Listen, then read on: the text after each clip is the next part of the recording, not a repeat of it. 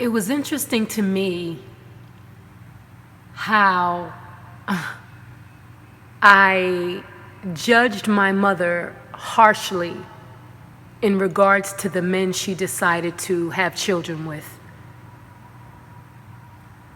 I was confused because these men seemed to be deadbeats. They didn't have much to offer from my perspective, and at the end of it all, she was alone with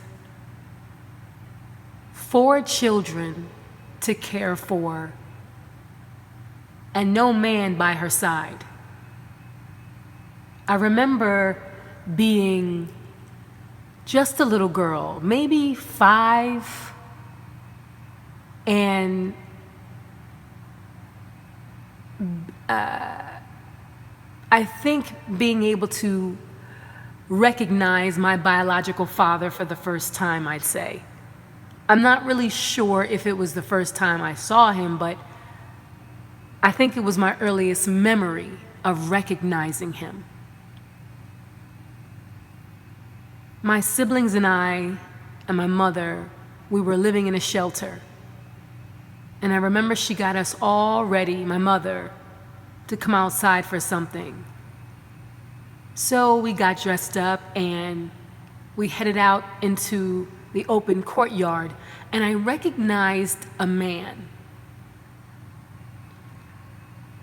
But the interesting part about it was that I wanted this man to feel like I didn't know who he was.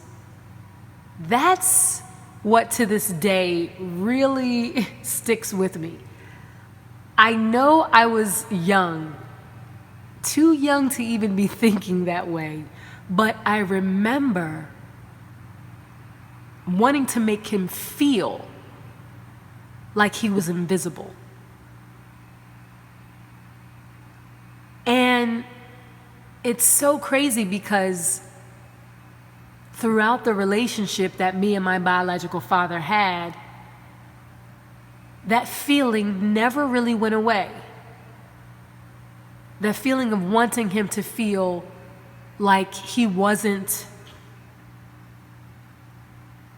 worthy, like he wasn't living up to what a male figure should be to his children. And time after time, I saw him very abusive towards the women that came and gone, and he lived up to exactly what I wanted to make him feel that day. But I remember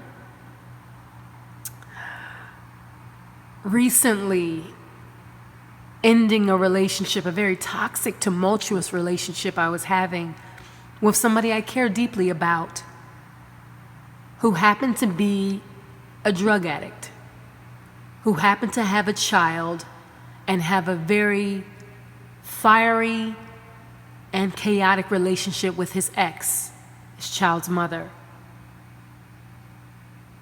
I wanted so bad to help him. I wanted so bad to save him from his bad habits and to somehow right his wrong path. And I remember thinking back to my mother being young and meeting these men who I saw as deadbeats, who I saw as addicts, who I saw as criminals and not worthy, but realizing that that was not the way she met them. At some point in her life, she was attracted to these men. Before the kids, before the drugs, there was a connection made. There was chemistry that led to them creating a life together and eventually creating kids. And I sat back and I thought of how judgmental I was towards her. how much I blamed her for the circumstances that we faced growing up in the system without great father figures or even a mother figure for that matter. I thought I was better than her.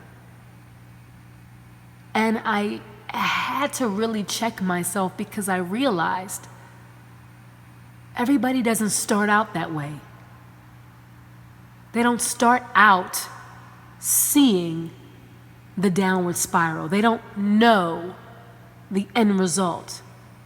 They just take the ride. And what I learned was that it's easy to judge somebody when you haven't walked in their shoes, when you don't take into consideration that that's not the starting point. For instance, addicts don't just become addicts. They start off curious about something, or doing something because the crowd did it, or looking for an escape, or being shown how to maybe self-medicate, and then gradually this thing spirals and kind of takes over their life. It's foolish and ignorant to judge them for where they are as if they had any clue that they would wind up this way.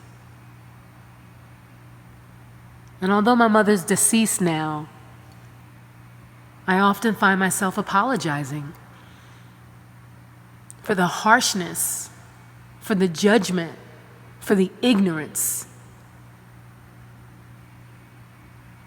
that I so easily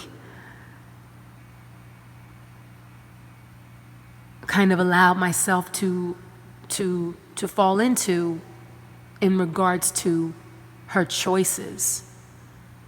I was harsh, and I was inconsiderate of her struggle and whatever her emotional weaknesses were or attachment style was. Who am I to say she was wrong for following her heart? If we all knew where we would lead, or who the people we fall in love with will become, it will probably be a lot easier for us to avoid those choices. But that's not how life works. We make the choices because in the moment we believe we're doing something right. And I wouldn't be who I am today if she didn't choose the men she chose, even though I feel the way that I feel about them and the outcome. I am still their daughter.